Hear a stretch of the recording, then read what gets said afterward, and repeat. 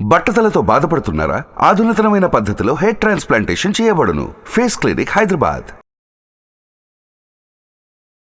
Hello views, welcome back to our channel. ఈరోజు మనతో ఉన్నారు బీవీఎస్ఎస్ఆర్ రెడ్డి గారు. సార్తో మాట్లాడదాం. నమస్కారం సార్. శుభం విరాట్ గారు. సార్, మనం చేసే ప్రయత్నంలో హానెస్టీ, అలాగే మనం చేసే అఫర్మేషన్లో సంకల్ప బలం ఉన్నట్లయితే మన రిజల్ట్ ఏ విధంగా వస్తుంది అంటారు? దీనికి సంబంధించి ఏదైనా గ్రేట్ ఎగ్జాంపుల్ ఉందా? శివోం, welcome to my home lucky home, Vedic Mahavastu and Manisutra. మనిషి అయి పుట్టినవాడు కారాదు మట్టి బొమ్మ, పట్టుదలే ఉంటే కాగలడు మరో బ్రహ్మ. కృషి ఉంటే మనుషులు ఋషులవుతారు, మహాపురుషులవుతారు, తరతరాలకి తరగని వెలుగవుతారు, ఇలవేలుపులవుతారు. ఇది మనకు అడవి రాముడిలో ఎన్టీఆర్ పాడే పాట. అంటే జనాలు అక్కడ ఉండే వాళ్ళను, మీలో ఉన్న శక్తిని బయటకు తీయడానికి ఆయన వాళ్ళను మోటివేట్ చేయడానికి పాట పాడతారు.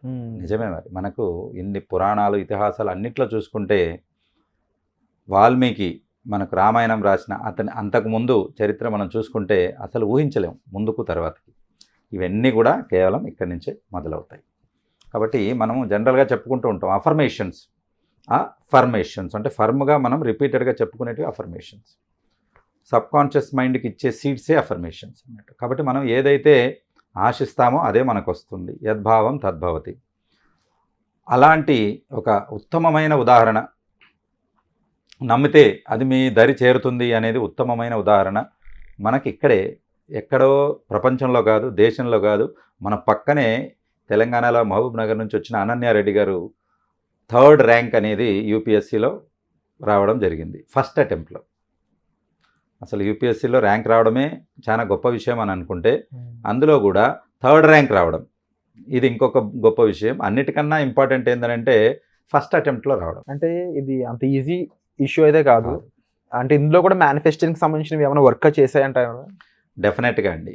ఇప్పుడు తన గురించి మనం మాట్లాడుకుంటే, ఇక్కడ తను తీసుకున్న కొన్ని జాగ్రత్తలు, తర్వాత తనకున్నటువంటి పరిసరాలు ఏ రకంగా, తనకున్న మేనిఫెస్టేషన్స్ ఏ రకంగా ఇక్కడ వర్క్ చేశాయి అనేది ఒక్కసారి మనం చూద్దాం. సబ్జెక్ట్స్ చూసుకుంటే అక్కడ జియోగ్రఫీ, ఆంథ్రోపాలజీ మెయిన్స్.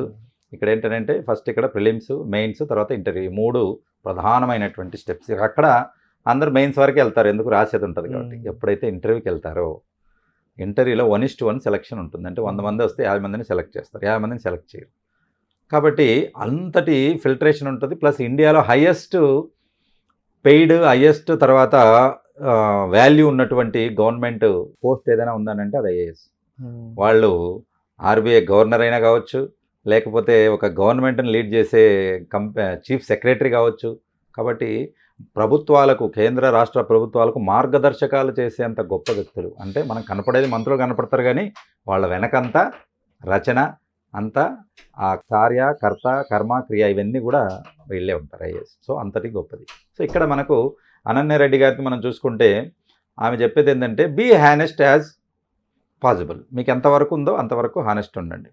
ఫస్ట్ సబ్జెక్టుల వరకు వస్తే తను ఏ రకంగా మేనిఫెస్ట్ చేసుకుని ఏ రకంగా తను సక్సెస్ సాధించింది అనేది మనం చూసుకున్నట్లయితే, ఫస్ట్ అక్కడ సబ్జెక్ట్ను ఏం చేసుకుంది, కంటెంట్ను ఎంత కావాలో అవంత ఫిల్టర్ చేసుకుని ఒక కంటెంట్ క్రియేట్ చేసుకుని ఆ కంటెంట్ను బ్రెయిన్ స్ట్రామ్ చేసింది. బ్రెయిన్ స్ట్రామ్ అంటే రిపీటెడ్ చేయడం.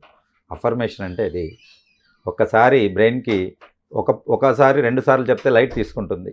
5 సార్లు 10 సార్లు చెప్పారనుకోండి, ఇదేదో ప్రోగ్రామింగ్కు అని చెప్పేసి రెడీ అవుతుంది. అదే 100 సార్లు 1000 సార్లు మీరు చెప్పుకుంటూ వెళ్తే అది డీప్గా సబ్కాన్షియస్కి తీసుకెళ్ళేసి మీకు ఎప్పుడు కావాలో అప్పుడు మీకు రిటర్న్ ఇస్తుంది. 100,000 రెట్లతో రిటర్న్ ఇస్తుంది. ఇప్పుడు ఆడియన్స్ అనుకుంటారు, సార్ బీవీఎస్ఆర్ గారు చెప్పారు అంటే ఇలా చేస్తే వర్క్ అవుతుంది అని.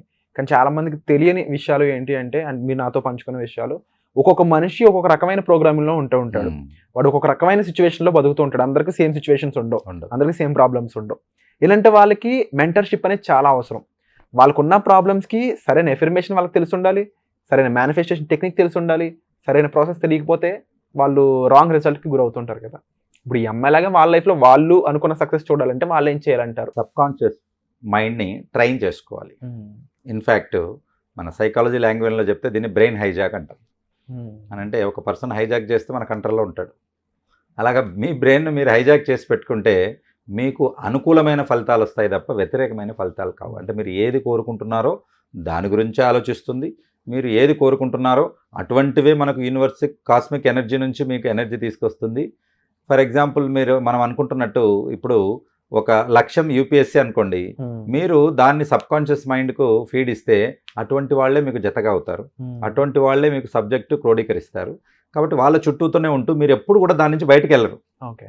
అంటే ఏదైతే ఈ సబ్జెక్టుకు సంబంధించిన మూడ్ కానీ ఆ గ్రూప్ కానీ ఉంటుందో దాని నుంచి డివియేట్ అవ్వరు, అదే సబ్జెక్టుకి ఉంటుంది. కాబట్టి మనం ఇంతకుముందే చెప్పుకున్నాం, ప్రతి మనిషికి కూడా సూర్యుడిలో ఉన్నంత వెలుగు అంత శక్తి ఉంటుంది, దాన్ని కేంద్రీకరించాలి. అలా కేంద్రీకరించాలని అంటే దానికి కొన్ని మెథడాలజికల్ పద్ధతి అనేది ఉంటుంది. ఈ మెథడాలజికల్ విషయాలకు వచ్చినప్పటికీ రీసెంట్గా కేవలం 999 రూపాయలకే మీరు ఈ మెథడ్స్ని వివరిస్తూ ఒక వర్క్షాప్ చేయబోతున్నారని తెలిసింది. అంటే ఈ వర్క్షాప్ ఎవరి కోసం అయి ఉంటుంది సార్? ఎలాంటి ప్రాబ్లమ్స్ ఉన్న వాళ్ళు ఈ వర్క్షాప్కి ఎన్రోల్ చేసుకోవచ్చు? లక్ష్యాన్ని చేరుకోవడంలో ఇబ్బందులు ఉన్నవాళ్ళు, రిపీటెడ్గా ఫెయిల్ అవుతున్న వాళ్ళు, ఇది బిజినెస్ కావచ్చు, జాబ్స్ కావచ్చు, లేకపోతే మ్యారేజెస్ విషయం కావచ్చు, రిలేషన్స్ కావచ్చు, ఏవైనా కానీ స్టడీస్ కూడా కావచ్చు. కాబట్టి మీ లక్ష్యాలు చేరుకోవడంలో ఇబ్బందులు పడుతున్న వాళ్ళు, రిపీటెడ్గా దాంట్లో ఫెయిల్యూర్ చూసిన వాళ్ళు, కాన్ఫిడెన్స్ పోయి డిప్రెషన్ వస్తుంది వాళ్ళకి, ఏంటి ఎన్నిసార్లు చేసినా రావట్లేదు అని చెప్పేసి, అటువంటి వాళ్లకు ఈ వర్క్షాప్ చాలా బాగా కరెక్ట్గా అవుతుంది. సో ఇక్కడ మనము అనన్య రెడ్డి గారిది ఫస్ట్ అటెంప్ట్లో వచ్చారని చెప్పుకున్నాం. తర్వాత ఇంకొక అబ్బాయి కూడా ఫస్ట్ అటెంప్ట్లో వచ్చాడు, తనది 3rd ర్యాంక్ అయితే 88వ ర్యాంకు కౌశిక్ అనే అబ్బాయి కూడా వచ్చాడు. వీళ్ళందరూ మధ్యతరగతి నుంచి వచ్చిన వాళ్ళే.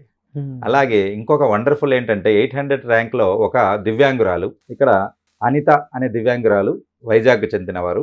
ఇక్కడ ఏంటంటే తను ఇక్కడ ఇంజనీరింగ్ చేసేటప్పుడు ఒక స్పైనల్ కార్డ్కి ఇన్ఫెక్షన్ వచ్చి వీల్ చైర్కే పరిమితం అయిపోయింది.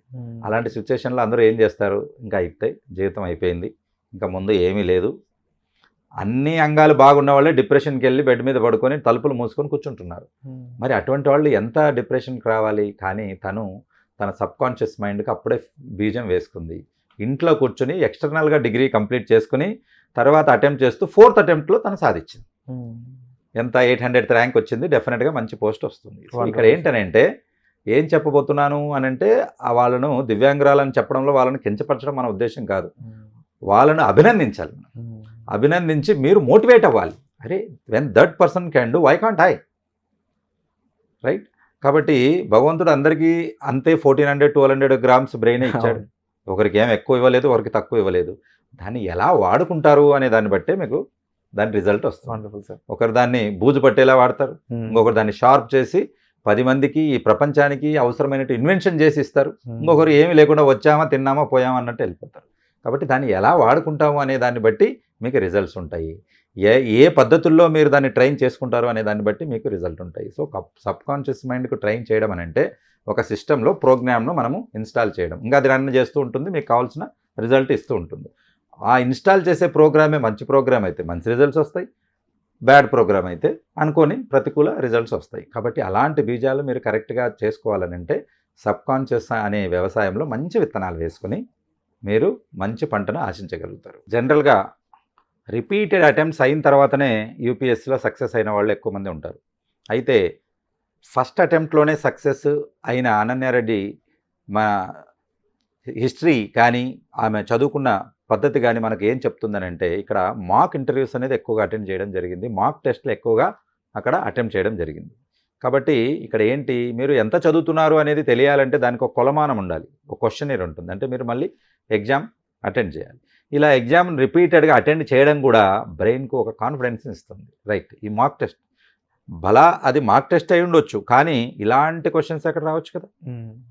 అలాగే మాక్ ఇంటర్వ్యూస్ ఎలా ఉంటాయి? ఈ మాక్ ఇంటర్వ్యూస్ ఎవరో మామూలు వాళ్ళు కాదు, ఐఏఎస్ఐ ఆల్రెడీ సర్వీస్లో ఉన్న వాళ్ళు కండక్ట్ చేస్తారు.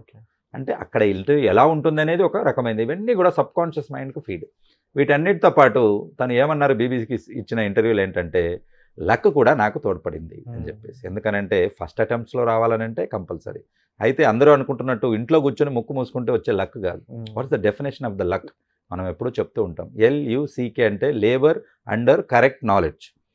చేసే ఏ పనైనా కళ్ళు తెరుచుకొని మంచి తెలివి ఉపయోగించుకొని కరెక్ట్గా మనం అప్లై చేసుకుంటూ పోతే లక్ అనేది వచ్చేస్తుంది. కాబట్టి ప్రతి ఒక్కరూ లక్ను మీరు తయారు చేసుకోవచ్చు, అదేదో పుట్టుకతోనే రావాలి అని కాదు. మనం అనుకున్నాం కదా, బ్రహ్మ పుట్టినప్పుడు తలరాత రాస్తే మీ తలరాతను మీరు మీ అఫర్మేషన్స్ ద్వారా రాసుకోగలుగుతారు. Wonderful sir. అండ్ తప్పకుండా సార్ చెప్పిన విధంగా ఇలాంటి విషయాల్లో మీకు అవగాహన కావాలి, మీకు నాలెడ్జ్ కావాలి, మీరు కూడా మీ బ్రెయిన్ని 100% యూజ్ చేయాలి అనుకుంటున్నా లేకపోతే పలానా ప్రాబ్లం ఉంది దాన్ని సాల్వ్ చేయడానికి ఈ కాన్సెప్ట్స్ మీకు యూజ్ అవుతాయి అనుకున్నా సరే వెంటనే కేవలం 999 రూపాయలకే ఈ కోర్స్ అనేది మీకు ఒక వెబినార్ ద్వారా సార్ అందించడం జరుగుతుంది. ఇమీడియట్గా డిస్ప్లే అవుతున్న నెంబర్స్ కాల్ చేసి మీరు దీనికి సంబంధించిన పూర్తి ఇన్ఫర్మేషన్ అని తీసుకోవచ్చు. Thank you so much sir. So Suman టీవీలో మీ పర్సనల్ అండ్ బిజినెస్ ప్రమోషన్స్ కోసం కింది నెంబర్కి కాంటాక్ట్ చేయండి.